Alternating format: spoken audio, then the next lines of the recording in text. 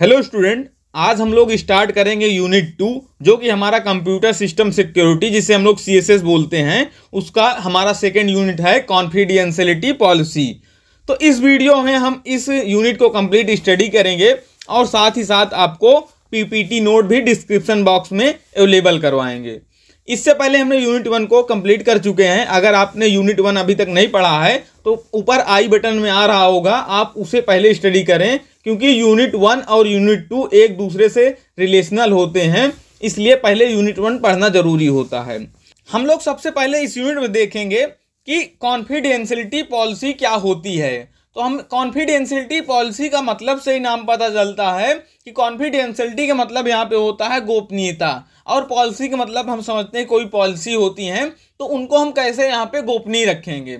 तो एक confidentiality policy is security policy dealing with only confidentiality. मतलब यहाँ पे कहने का मतलब यही है कि जो कोई पॉलिसी सिक्योरिटी पॉलिसीज होती हैं उनको हमें कॉन्फिडेंशियलिटी के साथ डील करना होता है, मतलब गोपनीय तरह से हमें उनको डील करना होता है। Confidentiality is one of the factor of privacy, मतलब किसी प्राइवेसी का अगर वो गोपनीय रहेगी वो बहुत बड़ा फैक्टर होता है। अगर किसी की प्राइवेसी जो है लीक हो जाएगी, मतलब गोपनीय नहीं रहेगी, तो वो प्रॉब्लम क्रिएट करता है। अगर वो जो गोपनीय रहती है मतलब कॉन्फिडेंशियल रहती है तो उसमें प्रॉब्लम क्रिएशन नहीं होती है। It an issue recognise in the law of many government entities, ये कई बार इशू क्रिएट आपको देखने को मिलता है कि गवर्नमेंट्स में उनके लॉज में अगर वो उनके जो पॉलिसीज होती हैं वो नॉन कॉन्फिडेंशियल हो जाती हैं, लीक हो जाती हैं, तो वहाँ पे इशू क्रिएट आपको देखने को मिलता है। It put constraint on the what information can legally B obtain from an individual, कैसे किसी इंडिविजुअल से उसकी इंफॉर्मेशन लीगली जो ली जाती है। Also it place constraint the disclose and use of that information, कि मतलब आपको कब किस प्लेस पे उस इंफॉर्मेशन को डिस्क्लोज करना है या उसका यूज कैसे करना है, ये सब चीज़ यहाँ पे देखना है। Unauthorised disclose can result in penalties that include jail और फाइन, मतलब कि अनऑथराइज्ड डिस्क्लोज मतलब कि जहाँ पे आपको वो जो इंफॉर्मेशंस हैं किसी गवर्नमेंट के हैं या किसी कंपनी की हैं जो गोपनीय रखना था वो डिस्क्लोज करते हैं। अगर आपके पास कोई इंफॉर्मेशन है, लीगली आपने किसी कंपनी से कोई इंफॉर्मेशन ली है, आपसे उस कंपनी ने आपसे कोई काम करवाना चाहती है, आप या उस कंपनी के मेंबर हैं, तो उसने आपको इंफॉर्मेशन दी, जैसे लीगली दिया आपने, लेकिन उसको क्या किया कि अनऑथराइज तरीके से उसको डिस्क्लोज कर दिया, पब्लिकली डिस्क्लोज कर दिया, तो वहाँ पे क्या हो सकता है, आपको फाइन भी हो सकती है, जेल भी हो सकता है। Confidentiality policy place no trust in object, मतलब जो कॉन्फिडेंशियलिटी पॉलिसी होती है ये किसी ऑब्जेक्ट पे क्या होती हैं कि ये भरोसा नहीं करती हैं। The policy statement dictate whether that object can disclose, मतलब कि कहाँ पे उस ऑब्जेक्ट को डिस्क्लोज करना है। से nothing about whether the object should be believed, मतलब कि ये क्या है कि ये जो ऑब्जेक्ट पे तो भरोसा रखती ही नहीं, जो हमारी कॉन्फिडेंशियलिटी पॉलिसीज होती हैं ये कभी किसी ऑब्जेक्ट पे भरोसा नहीं करती हैं। इसके बाद हम देखते हैं कि कॉन्फिडेंशियलिटी पॉलिसीज का जो गोल होता है वो क्या होता है। यहाँ पे हमने लिखा goal, to maintain and outline for the management and administration of the network. क्या होता है, ये आउटलाइन मेंटेन करती हैं किसी मैनेजमेंट का के लिए या एडमिनिस्ट्रेशन नेटवर्क के लिए, ये उसका आउटलाइन मेंटेन करते हैं। To protect an organisation computing resource, मतलब किसी ऑर्गेनाइजेशन का कंप्यूटिंग रिसोर्स प्रोटेक्ट करते हैं। To eliminate legal liabilities arising from the worker और थर्ड पार्टीज, जो लीगल लाइबिलिटीज होती हैं उनके वर्क जो कंपनी के वर्कर के थ्रू या थर्ड पार्टीज जो होती हैं उनके थ्रू होती हैं, उनको ये एलिमिनेट करती हैं। To prevent wastage of company's computing resource, किसी कंपनी के जो कंप्यूटिंग रिसोर्स है उसको वेस्टेज होने से रोकते हैं। और साथ ही साथ जो unauthorised modification of the data होता है, किसी कंपनी का अनऑथराइज्ड मॉडिफिकेशन डाटा का ना हो सके, उसको भी ये प्रिवेंट करती हैं। तो हम अब देखेंगे कि इसके बाद क्या है, हमने यहाँ पे लिया डिस्क्रिटरी एक्सेस कंट्रोल, जो हमारा डैक होता है। हम यहाँ पे डैक को पढ़ेंगे और उसके साथ साथ हमारा मैक को भी यहाँ पर हम पढ़ेंगे। हम इन दोनों का डिफरेंस बेसिकली समझेंगे कि क्या होता है इन दोनों के डिफरेंस में। हम पहले हिंदी में बात कर लेते हैं। जैसे कि जो हमारा डिस्क्रिटरी एसेस कंट्रोल डैक होता है और हमारा जो सेकंड होता है मैंडेटरी एसेस कंट्रोल, इनमें डिफरेंस ये होता है कि जैसे आप किसी जो कंपनीज हैं, जो एजुकेशनल कंपनीज हैं, जो ऑनलाइन पढ़ाती हैं या कुछ करती हैं, अगर आप उनके कोर्सेज खरीदते हैं तो वहाँ पे क्या होता है, कोर्सेज जब खरीदते हैं आपको एक यूज़र आईडी, एक स्पेशल यूज़र आईडी दिया जाता है, एक लॉगिन पासवर्ड दिया जाता है, उसके थ्रू आप लॉगिन करते हैं। वहाँ पे क्या होता है, जो डैक में क्या होता है, जब आप लॉगिन करते हैं तो उसका ऑनर, यहाँ पे लिखा है देखिए, ऑनर ग्रुप जो होता है वो उसे एसेस करने की परमिशन देता है या नहीं देता है। अगर आपको जो से देखता है कि आप लीगल हैं तो आपको परमिशन देता है, अगर आप इलीगल हैं तो आपको परमिशन नहीं देता है। लेकिन यहाँ पे क्या होता है, जो मैक में हमारा होता है, मैक में बेसिकली पूरा सिस्टम जो कंट्रोल करता है वो ऑपरेटिंग सिस्टम कंट्रोल करता है। यहाँ पे देखिए लिखा है ऑपरेटिंग सिस्टम, जो हमारा ओएस होता है वो कंट्रोल करता है। तो यहाँ पे हम एक बार डिफिनीशन से देखते हैं क्या यहाँ पे बात की गई है। Discretionary access control DAC is a type of security access control that grant और रिस्ट्रिक्ट, मतलब किसी को ग्रांट करता है या रिस्ट्रिक्ट करता है object access via in an access policy determined by an object owner, मतलब कि किसी जो उसकी पॉलिसीज हैं वो ऑनर के थ्रू या ग्रुप के थ्रू, और सब्जेक्ट की बात यहाँ पे यही की गई। सब्जेक्ट का मतलब होता है किसी कोई व्यक्ति जिसका कोई नाम निर्धारित नहीं होता है, उसे हम लोग यहाँ पे सब्जेक्ट बोलते हैं। फिर DAC mechanism control are defined by user identification with the supplied credential during authentication such as user name and password. यहाँ पे मैंने पहले बताया कि जब कोई यूजर आईडी उसको एक पर्सन को मिलता है, एक उसका पासवर्ड होता है, उसके थ्रू वो ऑथेंटिकेट करता है, उसमें लॉगिन करता है, उसमें एक्सेस करता है, तो उसका एक स्पेसिफिक यूजर नेम और पासवर्ड जनरेट किया जाता है। In DAC each system object has an owner, मतलब कि हर सिस्टम में एक ओनर होता है, and each initial object owner is the subject that causes its creation, मतलब को जो उसका ईच जो इनिशियल ऑब्जेक्ट ओनर होता है उसका जो क्रिएशन होता है या उसमें अदर चेंजेस होते हैं वो ओनर के थ्रू किया जाता है।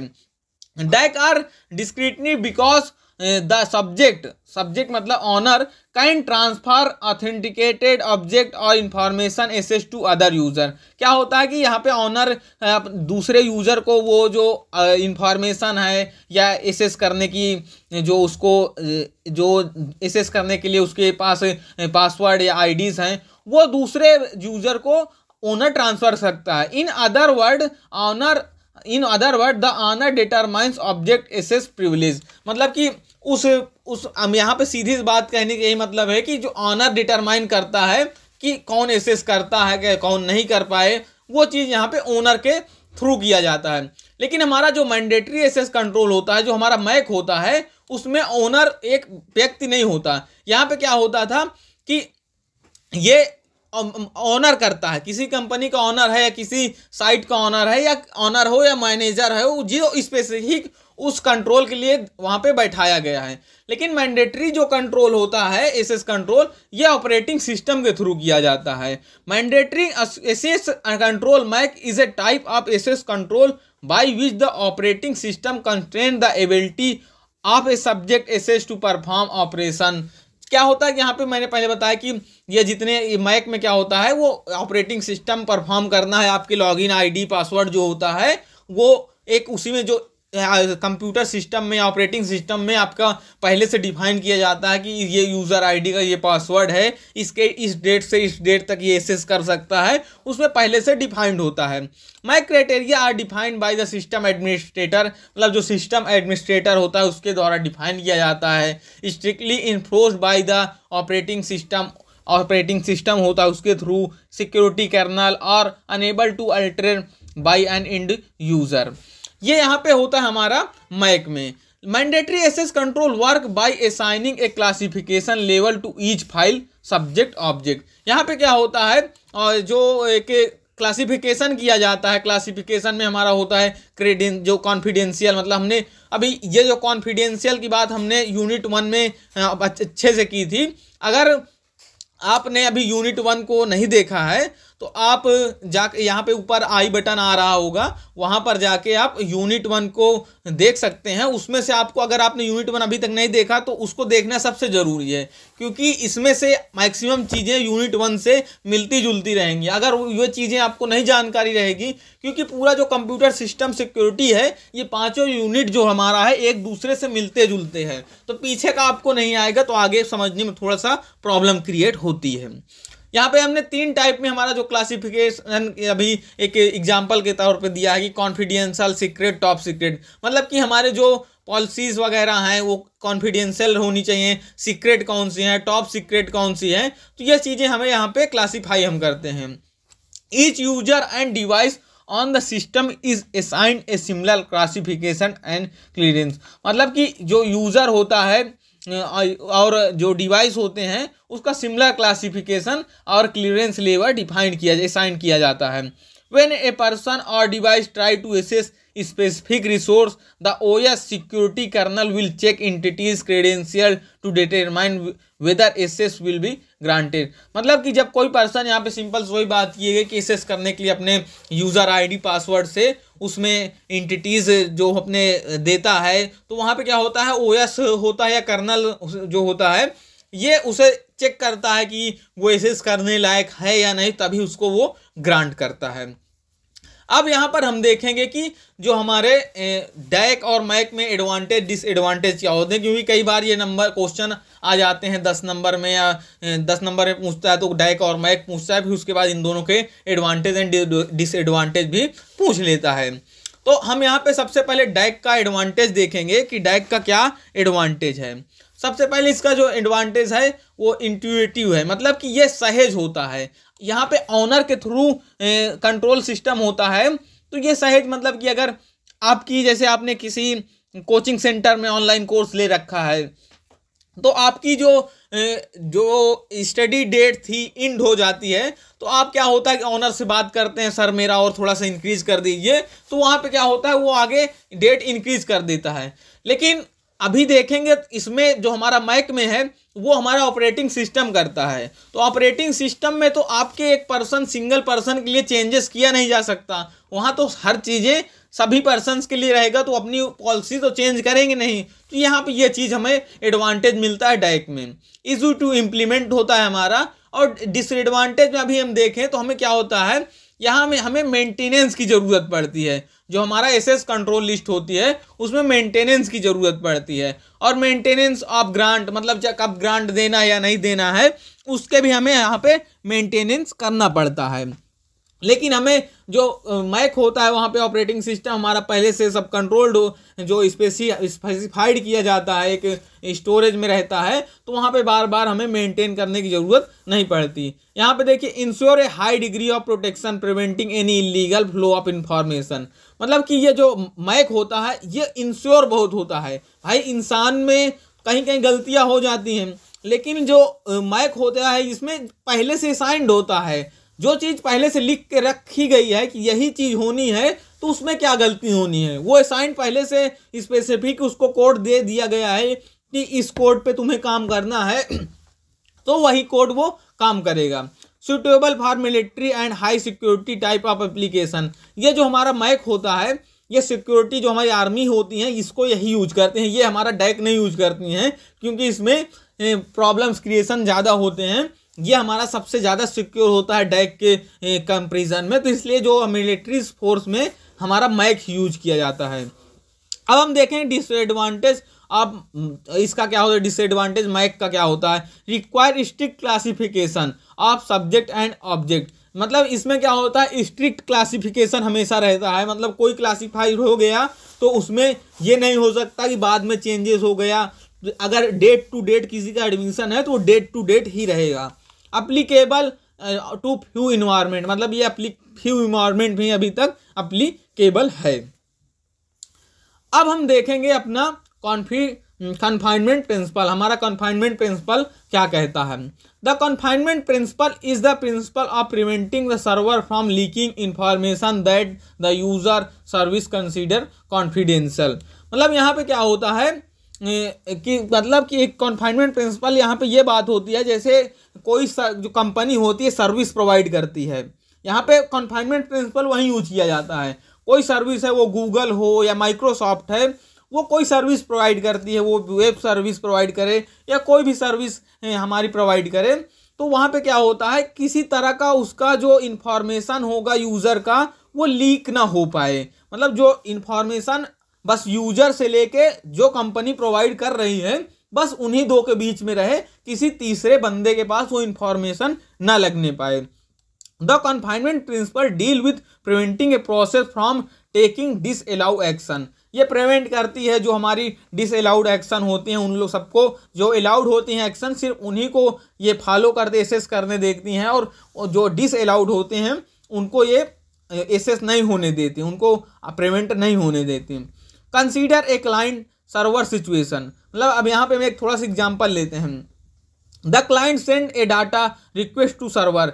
हम जैसे क्लाइंट हैं, हम जो हमारा सर्वर है, हमारा गूगल है, हमने उसे एक डाटा दिया। हमें जैसे हम लोग जब यूट्यूब चैनल्स क्रिएट करते हैं तो वहाँ हमें वीडियो वेरिफिकेशन मांगता है, तो हमने उसको डाटा प्रोवाइड किया। The server uses the data, server उसने यूट्यूब ने हमारा डाटा को, हमारे वीडियो को यूज किया। परफॉर्म सम इस फंक्शन, मतलब हमारे फंक्शन वो वीडियो हमारा लेता है हमारे चैनल को वेरीफाई करने के लिए, तो उसने हमारा वीडियो लिया, उसके बाद वो फंक्शन प्रोवाइड किया हमारे वीडियो को लेकर, उसने फंक्शन को प्रोवाइड किया, हाँ हमारा चैनल वेरीफाई हो गया। And send the result data, मतलब सेंड कर दिया हमारा जो रिजल्ट, हमारा डाटा था उसको उसने डिलीट कर दिया या हमें सेंड कर दिया बैक टू द क्लाइंट। तो ये होता है यहाँ पे हमारा कन्फाइनमेंट प्रिंसिपल जो होते हैं इन सबको फॉलो करते हैं। ऐसा नहीं कि अब हमारा वीडियो उसने अपने वेरिफिकेशन के लिया लेकिन उसको बाद में वो पब्लिकली कहीं अपलोड कर दे, तो ये चीज़ें वहाँ पे नहीं होती। ये हर चीज़ें आती हैं हमारी कन्फाइनमेंट प्रिंसिपल के अंदर। अब आपसे कोई जो सर्वर्स हैं उसने आपसे कोई पर्सनल इंफॉर्मेशन ली, वो सब यहाँ पे लीक नहीं होनी चाहिए। In confinement principle access control effect the function of the server into two way. यहाँ पे क्या होता है, ये जो हमारे इफेक्ट हो सकते हैं दो वे में। सबसे पहले हमारा तो पहले देखेंगे हमारा गोल ऑफ सर्विस प्रोवाइडर, मतलब जो सर्विस प्रोवाइड कर रहा है उसका गोल क्या होता है, यहाँ पे हम पहले वो देखेंगे। The server must ensure that the resource it access on the behalf on the client include only those resource that the client is authorized to access। मतलब यहाँ पे यही होता है कि जो चीज़ें क्लाइंट को दी गई हैं एक्सेस करने के लिए, केवल क्लाइंट उन्हीं चीज़ों को एक्सेस कर पाए। ऐसा नहीं कि अनएथोराइज्ड जो चीज़ें हैं उनको भी क्लाइंट एक्सेस कर ले। मान लीजिए कोई जो सर्विस प्रोवाइडर कंपनी है, किसी क्लाइंट अपने को कोई एक वेबसाइट बना के देती है, तो सिर्फ उस वेबसाइट के बारे में ही उस क्लाइंट को जो है एक्सेस करने की परमिशन हो। ऐसा नहीं कि उस जो होस्टिंग कर रही है, जहाँ पे होस्टिंग हो रही है या जहाँ जो डोमेन कंपनी है या होस्टिंग कंपनी है, उसकी कुछ पर्सनल इंफॉर्मेशन क्लाइंट एक्सेस कर ले, ऐसे नहीं होने चाहिए। ये होता है हमारे सर्विस प्रोवाइडर का गोल। और उसी दूसरी तरफ हम जो सर्विस प्रोवाइडर का गोल तो हो गया, अब जो यूज कर रहा है उस सर्विस को, उसका भी तो कुछ गोल होता है, तो वो गोल भी हम यहाँ पर देखते हैं। The server must ensure that does not reveal the client data to any other entity which is not authorize to see client data. यहाँ पे यही बात पहले हमने बात कर ली कि किसी क्लाइंट का डाटा जो सर्विस प्रोवाइडर है वो लीक ना करे, यही एक गोल होता है सर्विस यूजर का। हमारा गोल यही होता है कि हमारा डाटा जहाँ तक के लिए काम के लिए हमने दिया है सिर्फ वहीं तक के लिए यूज किया जाए। अब हम लोग देखेंगे error 404 digital hacking in India part 2 चेस। हमने जो पार्ट 1 चेस था, हमने उसको यूनिट 1 में कवर किया था कंप्लीट, उसको हमने एक अच्छे तरह से समझाया था एग्जाम्पल देके। यहाँ पे हम लोग पार्ट 2 देखेंगे। अभी फिर मैं एक बार कह देता हूं, अगर आपने पार्ट 1 हमारा जो यूनिट 1 है उसको स्टडी नहीं किया है तो उसको स्टडी पहले करें, फिर यूनिट 2 पे आएँ। तो यहाँ पे बेसिकली इसमें क्या होता है, हम इसकी बात करते हैं। In error 404 digital hacking in India part 2 chase, expert discuss about the some attack related to cyber attack. यहाँ पे जो हम डिस्कस करेंगे साइबर अटैक में, the attacker can control the overall system if proper security is not provided to the system.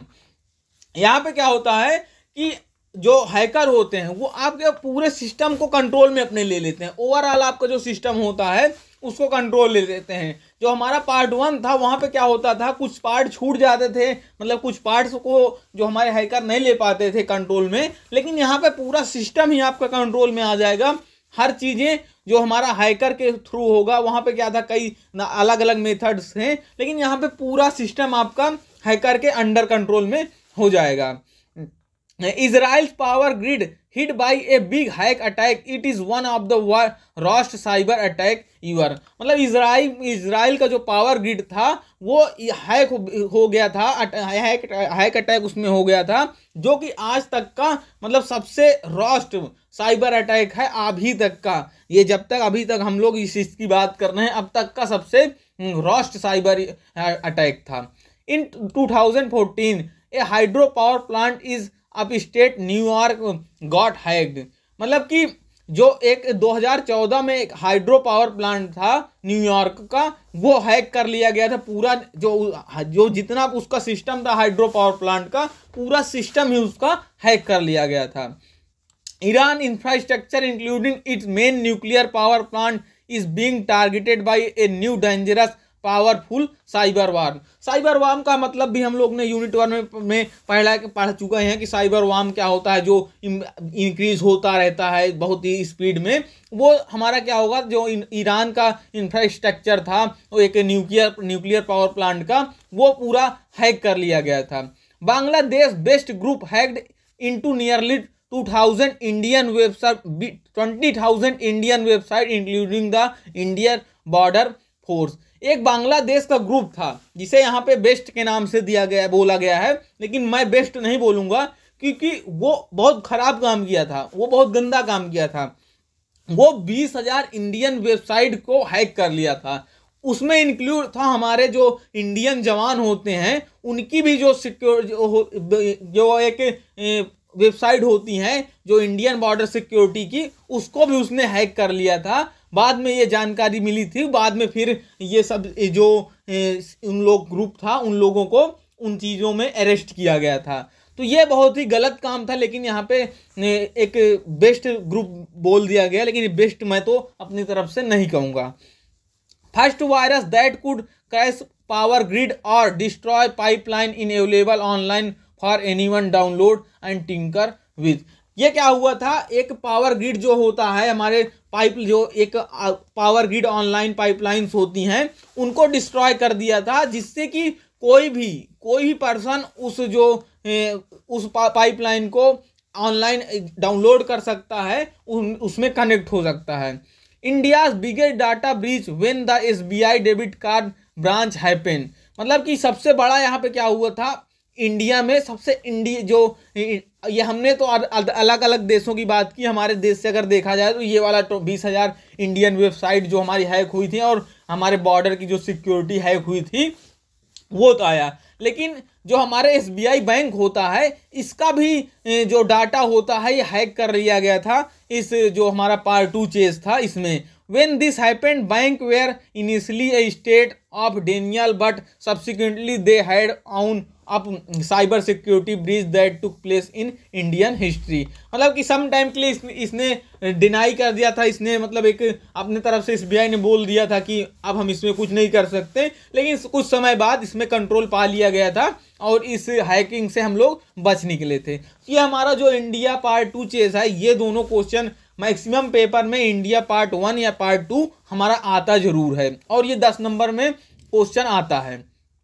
अब हम लोग देखेंगे रूट किट। रूट किट होता क्या है? रूट किट बेसिकली एक तरह का वायरस ही होता है। ये हमने जैसे वायरस पहले यूनिट 1 में पढ़ा था, कई टाइप्स के वायरस होते हैं, बेसिकली ये भी एक तरह का वायरस ही होता है। तो a root kit is a computer program design to provide continued privileges access to computer while actively hiding its presence। Rootkit is a collection of tools that enable administrator level access of computer और network। मतलब कि ये क्या होता है कि rootkit collection of tool, ये collection of tool होता है कि इनेबल कर देता है एडमिनिस्ट्रेटर लेवल ऑफ यानी कंप्यूटर और नेटवर्क का, कि जिससे मतलब हमारा जो वायरस में हमने यही पढ़ रखा था कि जितने वायरस होते हैं ये हमारा डाटा जो लीक कर देते हैं, जो हमारा हैकर होता है उसके पास ट्रांसफ़र कर देते हैं हमारा डाटा। रूट किट में यही सब चीज़ें होती हैं। Root refer to the admin account on the Unix और Linux system and kit refer to the software component of implement tool. Root kit is generally associated with malware such as Trojan, worms, virus, conceals their existence action from the user of other system. हमने Trojan, worms, virus ये सब चीज़ें unit 1 में पढ़ा था। तो यहाँ पे मैं सोचता हूँ कि दोबारा से मेरे को ट्रोजन, वार्म, ये मतलब जितने वायरस हैं इनको डिफाइन करने, हमने वहाँ पे पूरा वायरस थ्रेड जितने थे 8-10 टाइप के, हमने पूरा वहाँ पे ट्रोजन, वार्म, वायरस हर चीज़ को फुल एक्सप्लेन किया था। तो यहाँ पे दोबारा एक्सप्लेन करने में टाइम टेकन होगा, वीडियो और लंबा होगा, तो मैं यहाँ पे दोबारा उसको एक्सप्लेन नहीं करना चाहता।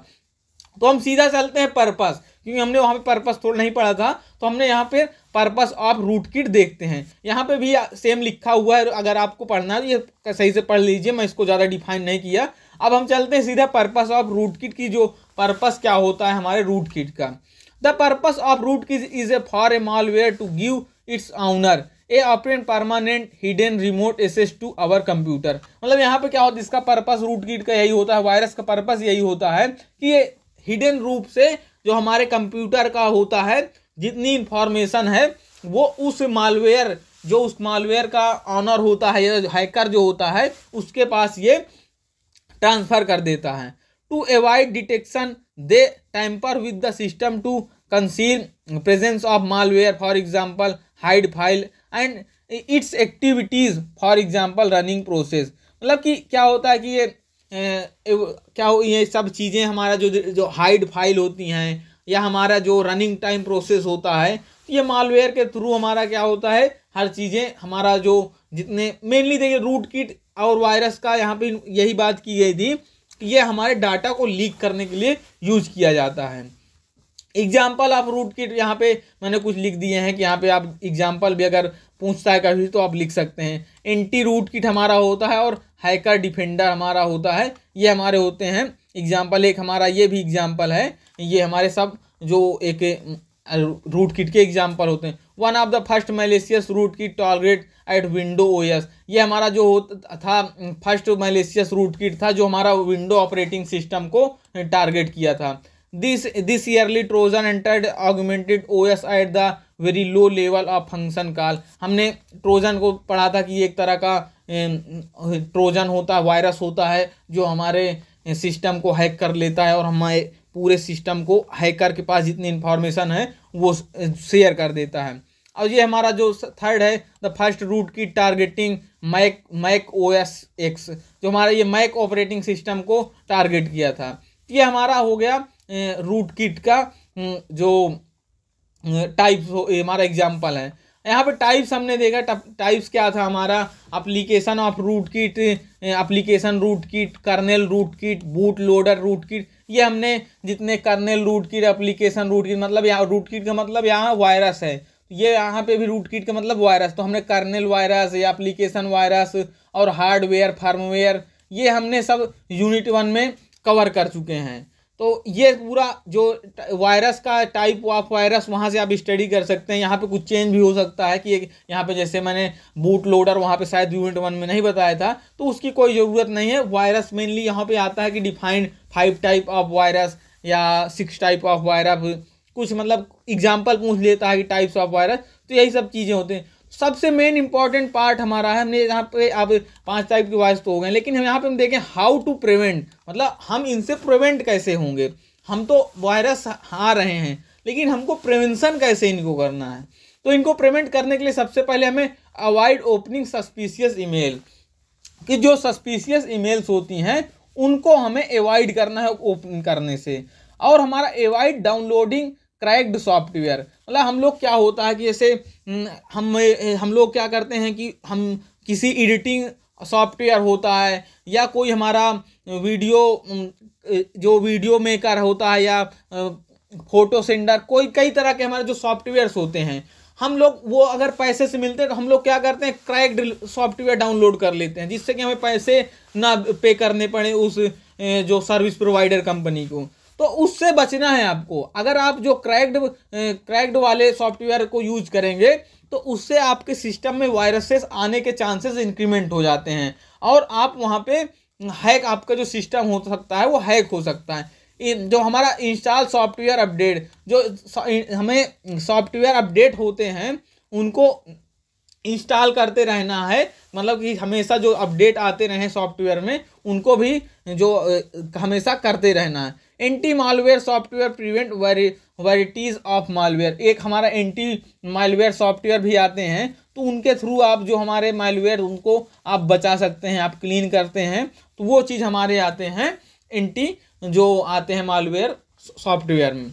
अब हम देखेंगे हमारा जो है detour used in Unix user ID and process IDs. Unix user ID and process ID के मतलब बेसिकली यहाँ पे यही होता है कि हर एक पर्सन के पास हमारा क्या होता है, एक यूनिक यूजर आईडी होती है।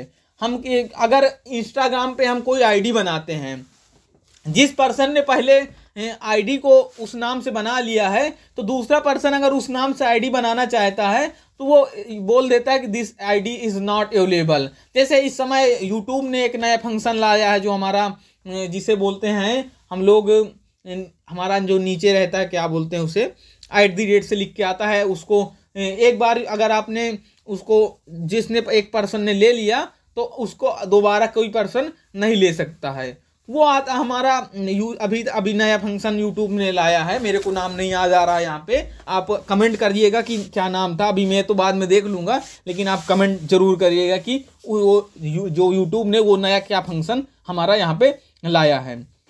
यहाँ पे देखिए सीधा से यहीं पे लिखा है detour is a defined as a few word about Unix user IDs and IDs associated with unique process. Every user Unix like operating system is identifies a different integer number, मतलब कि एक डिफरेंट इंटीजर नंबर से वो identified होता है। This unique number is called as user ID, मतलब वो जो यूनिक नंबर होता है वो हमारा होता है यूजर आईडीज।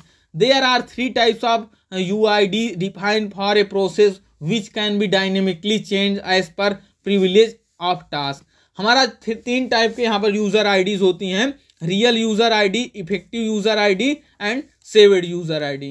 जो हमारा रियल यूजर आईडी होता है बेसिकली यहाँ पे देखिए क्या, it is account of owner of this process, मतलब कि यहाँ पे जो रियल, मतलब हमें रियल से नाम से ही पता चलता है रियल यूजर आईडी, मतलब ये ऑनर जो प्रोसेस कर रहा है वो यूजर आईडी है। हम फिर उसके बाद देखते हैं हमारा जो effective user ID, it is normally same as real user ID but some time change enable to non privilege user to access file that can only be accessed by root. Basically यहाँ पे क्या होता है, जो effective user ID होता है वो same ही होता है लगभग जो हमारा रियल यूजर आईडी होता है, उसी की तरह होता है, लेकिन सम टाइम क्या होता है, चेंज हो जाता है, enable a non privilege user, जो मतलब हमारा गैर विशेषाधिकार, मतलब नॉन प्रिविलेज का मतलब जो जिसका अधिकार नहीं होता, गैर विशेषाधिकार यूजर हमारा एक्सेस करता है, और वो हमारा दैट कैन, ये हमारा जो रूट के थ्रू एक्सेस किया जाता है। जो हमारा सेव्ड यूजर आईडी होता है, it is used when a process is running with elevated privilege, generally root need to some under privilege work, मतलब ये कब यूज किया जाता है कि सम अंडर प्रिविलेज जो वर्क होते हैं उस समय हमारा ये जो सेव्ड यूजर आईडी यूज किया जाता है। This can be achieved by the temporary switching to non privilege account, ये अचीव किया जाता है जब हमारा स्विच किया जाता है, जो हमारा प्रिविलेज अकाउंट से नॉन प्रिविलेज अकाउंट में स्विच करके ये हमारा अचीव किया जाता है। तो ये हमारा यूजर आईडी, तो यूजर आईडी के बेसिकली यहाँ पे हम लोग सिंपली लिख सकते हैं यूजर आईडी क्या होता है। हम किसी ऐप को किसी ऐप में अपनी ईमेल आईडी या अपना पासवर्ड जनरेट करते हैं, हम अपना उसमें लॉगिन करते हैं, तो हम स्पेशली एक रजिस्टर करते हैं तो हमें यूजर आईडी मिलती है। जैसे आप किसी कॉलेज में एडमिशन लेते हैं तो आपको रोल नंबर प्रोवाइड किया जाता है, उसी तरह की ये क्या होता है कि स्पेसिफिक होता है, यूनिक होता है। ये पॉइंट वाइज आप लिख सकते हैं कि ये ज्यादातर 5 नंबर या 2 नंबर में पूछता है कि define data used in Unix user ID and process, तो इसमें टाइप पूछ लेता है, तो ये चीजें आप यहाँ पे एक्सप्लेन कर सकते हैं। अब हम चलते हैं अपना इंस्ट्रक्शन डिटेक्शन सिस्टम। जो हमारा इंस्ट्रक्शन डिटेक्शन सिस्टम होता है वो क्या होता है, IDS। तो यहाँ पे हम देखेंगे instruction detection system. An instruction detection system IDS is a system that monitor network traffic or suspicious activity issue alert when such activity is discovered। ये क्या होता है कि हमारे सिस्टम को मॉनिटर करता है नेटवर्क ट्रैफिक से, एनी जो हमारी सस्पिशियस एक्टिविटी होती है, किसी तरह की हैकिंग तो नहीं हो रही है, जब कोई इशू आते हैं उनसे हमें जो अलर्ट प्रोवाइड करता है, यही सब चीजें यहाँ पे इंस्ट्रक्शन डिटेक्शन जो सिस्टम होता है ये करता है।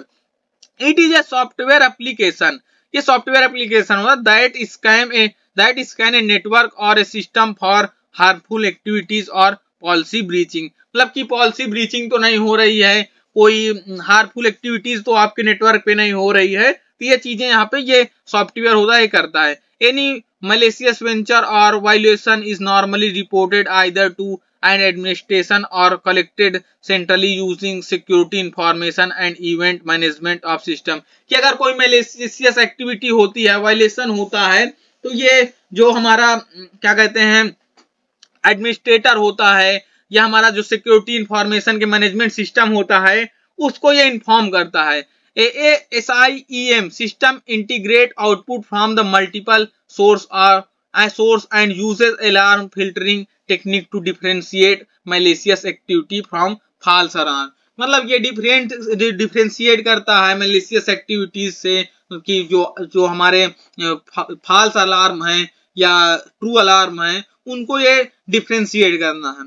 Although instruction detection system monitor a network for potentially malicious activity, they are also dispose the false alarm। मतलब कि ये मैलिशियस एक्टिविटी को डिटेक्ट करता है उसी के बेसिस पे, और जब कोई जो हमारा फॉल्स अलार्म होता है तो उसको डिस्पोज करता है। ये हमारा आता है इंस्ट्रक्शन डिटेक्शन सिस्टम में। अब हम देखते हैं हमारा जो आता है सिक्योरिटी हार्ड। हम यहाँ पे देखेंगे सिक्योरिटी हार्ड का मतलब होता क्या है, क्योंकि ये क्वेश्चन मैंने देखा प्रीवियस ईयर में पूछा था, तो सिक्योरिटी हार्ड का क्या मतलब होता है यहाँ पे हम देखते हैं। Today in computer and on the internet attacker is easier than defence. मतलब कि हमारा जो कंप्यूटर नेटवर्क में है हमारे डिफेंस से ज्यादा जो इजी हो गया है अटैक करना। इंटरनेट में डिफेंस से ज्यादा जो अटैक करना इजी हो गया है। There are many reason for this but the most important is the complexity of this system. मतलब कि इसके बहुत सारे रीजन है, लेकिन मोस्ट इंपॉर्टेंट जो रीजन है हमारा कॉम्प्लेक्सिटी का होता है यहाँ पे। अब देखते हैं complexity is the worst enemy of security. जो हमारी कॉम्प्लेक्सिटी होती है ये बहुत ही बेकार जो दुश्मन होता है सिक्योरिटी का। The more complex A system is the less secure. मतलब जितना सिस्टम हमारा कॉम्प्लेक्स होगा उतना वो लेस सिक्योर होगा। A hacker typically target the attack surface. Hacker typically target the attack surface of the system. The attack surface of the system contain all the possible point that hacker might target। मतलब यहाँ पे hacker जो होता है वो हमारे attack surface को target करता है किसी भी सिस्टम को। एक complex system means a large attack surface. मतलब कि जितना कॉम्प्लेक्स सिस्टम होगा तो उसमें उतना ही बड़ा जो हमारा अटैक सरफेस होगा। And that means huge advantage for the hacker. मतलब कि उसका फायदा में बहुत बड़ा फायदा मिलता है, हमारे हैकर्स जो होते हैं उनको फायदा यहाँ पे मिल जाता है। इसलिए जो हमारा होता है कोई भी सिस्टम होता है कॉम्प्लेक्स थोड़ा, मैं यहाँ पे यही बात की कॉम्प्लेक्सिटी कम होनी चाहिए। तो कॉम्प्लेक्सिटी कम होगी तो उसमें हैकिंग के चांस थोड़ा कम बनते हैं। अब हमारा आता है एसेस कंट्रोल लिस्ट। हमारा जो ACL आता है, ACL भी हमारा बहुत ही जानकारी के रखने की चीज है कि ACL होता क्या है और इसमें हमें कि किस तरह की टेक्नोलॉजीज इसमें इंक्लूड होती हैं, इनकी भी हम यहाँ पर बात करेंगे। तो हम देखेंगे ACL होता क्या है। ACL देखिए बेसिकली यहाँ पे लिखा हुआ है an access control list is a list of permission attached to the object and ACL specifies which user or system process are granted access to object as well as what operation are allowed in given object। Basically जो access control list होती है, assess का मतलब नाम से ही पता चलता है कि एसेस कंट्रोलिंग, कि जो हमारा कोई अदर पर्सन कंट्रोल करता है, एसेस करता है, उसको ये कंट्रोल करता है। तो मतलब कि यहाँ पे क्या हुआ कि ये परमिशन देता है कि कौन सा पर्सन एसेस कर सके या ना कर सके, हम इसका भी जब अभी टेक्नोलॉजी से देखेंगे तो और ये थोड़ा समझ में आएगा कि इसका मतलब यहाँ पे क्या हो गया कि ये एज वेल एज व्हाट है operation are allowed on given object. आपने देखा होगा कि कुछ सर्वर्स होते हैं, कुछ जो आजकल अभी आ रहे हैं आपके जो बच्चों के लिए कुछ इंटरनेट के डिवाइसेस आते हैं जिनमें एक स्पेसिफिक फंक्शन अलाउ होता है कि अगर वो बच्चे हैं उनकी एज 18 से लोअर होती है तो उसमें क्या होता है कि जो स्टडी फील्ड्स के रिलेटेड वेबसाइट्स होती हैं वही ओपन होती हैं और जो इधर उधर की वेबसाइट होती हैं, जो अनवांटेड वेबसाइट होती हैं वो उसमें ओपन नहीं होती हैं। तो ये क्या होता है, एसेस कंट्रोल लिस्ट जो होता है यही वहां पे बेसिकली काम होता है। आप यहाँ पे ये सब एग्जांपल अगर दे के लिखते हैं तो आपको एग्जामिनर सोचेगा कि हाँ इसको थोड़ा सा डीप में नॉलेज है। तो अब उसके बाद हम देखेंगे each entry is typically access ACL specify in subject on operation. अब हम यहाँ पर देखेंगे कि जो हमारी एसेट्स कंट्रोल टर्म जो टेक्नोलॉजी क्या क्या होती हैं वो चीज़ हम यहाँ पर देखेंगे। इससे हम इसे जो एसेट्स कंट्रोल लिस्ट है इसको थोड़ा सा और अच्छे से समझ पाएंगे कि क्या एसेट्स कंट्रोल लिस्ट का यहाँ पे मतलब क्या होता है।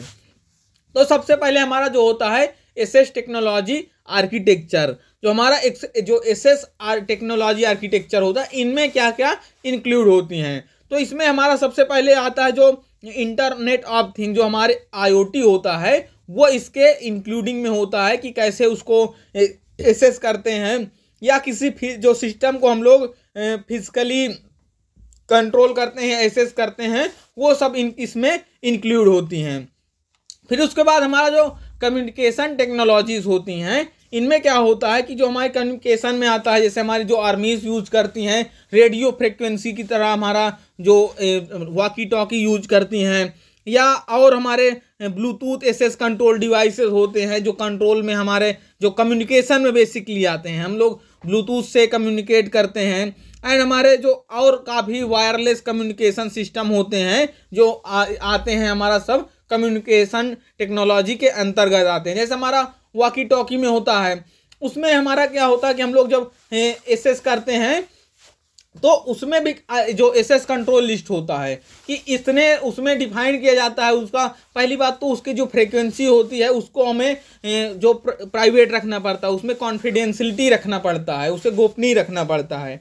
और फिर उसमें क्या होता है कि लिस्ट बनाई होती है एसेस लिस्ट कि किस वॉकी टॉकी को उसमें कनेक्ट करना है या नहीं कनेक्ट करना, वो भी वहाँ पे एसेस कंट्रोल लिस्ट के अंतर्गत आता है।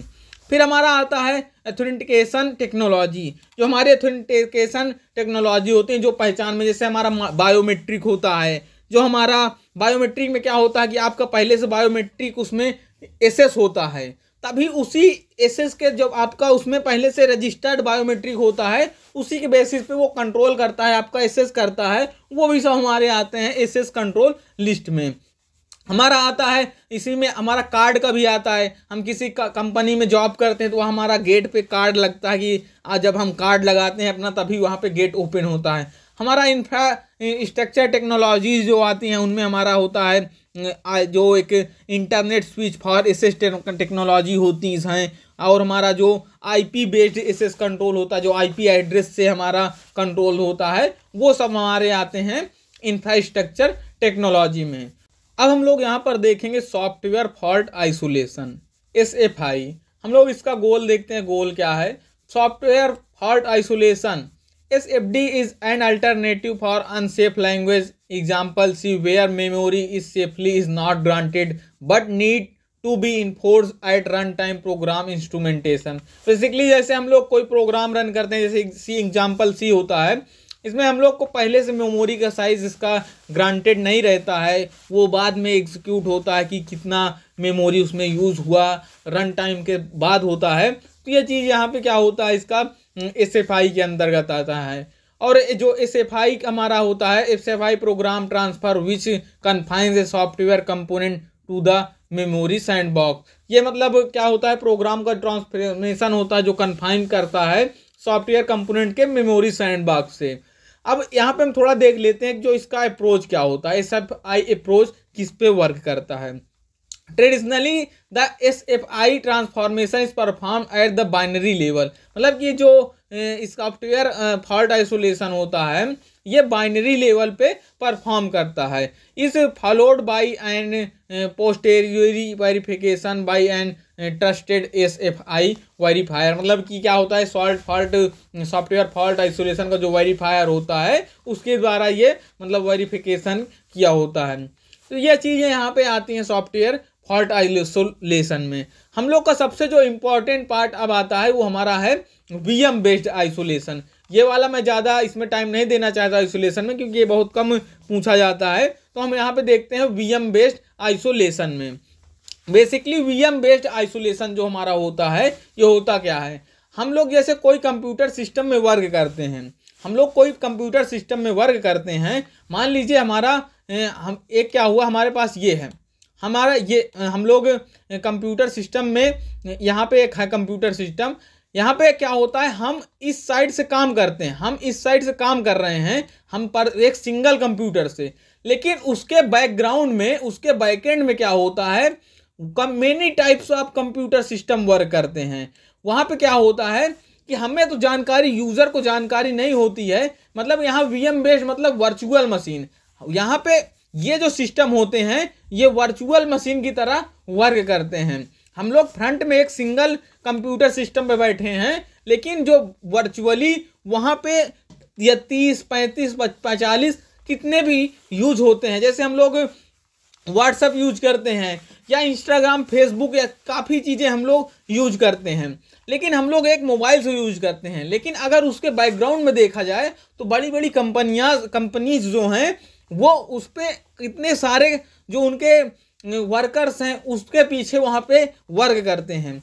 तो बेसिकली यहाँ पे होता क्या है कि ए VM is an isolated environment which assess to subset of physical resource of the computer system. VM में जो वर्चुअल मशीन में क्या होता है, जो यूज़र को होता है वो आइसोलेटेड इन्वायरमेंट प्रोवाइड किया जाता है। यूज़र को पता नहीं चलता कि वो पीछे उसके कितना ज़्यादा वर्क हो रहा है, वो वर्चुअली वहाँ पे मशीन पीछे वर्क करती हैं, लेकिन यूज़र को लगता है कि मैं केवल जिस सिस्टम पे वर्क कर रहा हूँ केवल मैं यही सिस्टम में मेरा पूरा डाटा है। और यहाँ पे क्या होता है each VM appears to running on the bare hardware giving appearance of multiple instance of the same computer through all the supported by single physical system. ये जो एक मतलब क्या होता है कि अपीयरेंस देती हैं मैं एक सेम कंप्यूटर में मल्टीपल इंस्टेंस का जो कि सपोर्टेड होते हैं सिंगल फिजिकल सिस्टम में।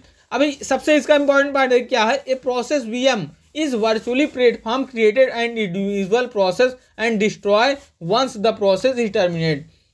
यहाँ पे क्या होता है कि जब किसी कोई प्रोसेस कंप्लीट हो जाता है तो उसका जो पीछे का जितने भी प्रोसेस थे उनको यहाँ पे टर्मिनेट कर दिया, डिस्ट्रॉय कर दिया जाता है। यहाँ पे एक सिंपल लिखा है a process virtual machine is a virtual platform created for individual process and destroy once the process terminate. उसको डिस्ट्रॉय कर देते हैं जब प्रोसेस हमारा टर्मिनेट हो जाता है। Virtually all the operating system provide a process VM for each one of the application running, but the more interesting processing VMs are those which support binaries compiled on the different instruction। यहाँ पे सब जितना work करता है हमारा binary system पे ही work करता है। तो ये हमारा हो गया जो VM based virtual machine based isolation है, ये हमारा यहाँ पे कंप्लीट होता है। यहाँ पे एग्जांपल के तरीके यहाँ पे देख सकते हैं a system VM support and OS together with many user process when the VM run under the control of normal OS provide a platform independent host for a single application. We have application VM for example Java virtual machines. ये हमारी क्या होती हैं, सब हमारे आता है VM based isolation के अंदर। तो ये हमारा यहाँ पे सेकेंड यूनिट कंप्लीट होता है। ये हमारा पूरा रिवीजन सेकेंड यूनिट का कंप्लीट हुआ यहाँ पे। अगर आपने फर्स्ट यूनिट नहीं पढ़ा है तो फर्स्ट यूनिट आप चैनल पर जाके पढ़ सकते हैं। और आपको ज़्यादा इस सब्जेक्ट में प्रेशर लेने की ज़रूरत नहीं है, क्योंकि ये हमारा नॉन क्रेडिट सब्जेक्ट है, आपको केवल पास होना है। तो बस आप इतने वीडियो देख करके जितना मैंने बताता जा रहा हूँ वन शॉट वीडियोज़ में, बस इतना आप देखेंगे तो आपको अच्छे मार्क्स एग्ज़ाम में गेन कर सकते हैं। तो आज की वीडियो में बस इतना ही, मिलते हैं नेक्स्ट वीडियो में।